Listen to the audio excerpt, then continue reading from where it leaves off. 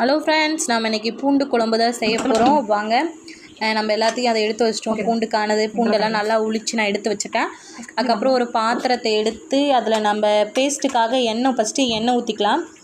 எண்ணெய் ஊற்றி ஜீரக மிளகு எடுத்து வச்சுருக்கோம் பார்த்திங்களா, அதையும் போட்டுடலாம். போட்டதுக்கப்புறம் நம்ம எடுத்து வச்ச வெங்காயத்துலேயே பாதி வெங்காயம் மட்டும் பேஸ்ட்டுக்காக, நம்ம பாதி வெங்காயம் பூண்டு மட்டும் பேஸ்ட்டுக்கு ஃபஸ்ட்டு ரெடி பண்ணிடலாம்.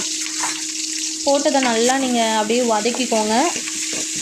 நல்லா வதக்கினதுக்கப்புறம் நம்ம அதை மிக்ஸி சாரில் ஆட் பண்ணி பேஸ்ட் பண்ணுறதுக்காக தான் அதை ரெடி பண்ணியிருக்கோம். அதில் ஒரே ஒரு தக்காளி மட்டும் ஆட் பண்ணிக்கோங்க. அதுக்கப்புறம் அதே பாத்திரத்தில் நம்ம எண்ணெய் ஊற்றி வெந்தயம் போட்டுக்கோங்க. வெந்தயம் நல்லா கலர் மாறினதுக்கப்புறம் நம்ம ரெடி பண்ணி வச்சுருக்க அதில் பாதி வெங்காயத்தை நல்லா போட்டு வதக்கிக்கோங்க.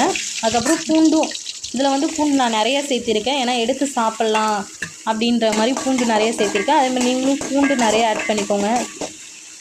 அதுக்கப்புறம் சால்ட்டு கொஞ்சம் போட்டுக்கோங்க, அது நல்லா கொஞ்சம் டேஸ்ட்டுக்காக ஃபஸ்ட்டு அந்த வதக்கும் போதே சேர்த்திக்கோங்க. அதுக்கப்புறம் கருவேப்பிலையும் சேர்த்து நல்லா ஃப்ரை பண்ணிக்கோங்க. பாருங்கள், ஒரு மாதிரி இந்த கலரில் வந்ததுக்கப்புறம் நம்ம ரெடி பண்ணி வச்சு பார்த்திங்களா, அந்த பேஸ்ட்டை ஊற்றி அதையும் நல்லா மிக்ஸ் பண்ணிக்கோங்க.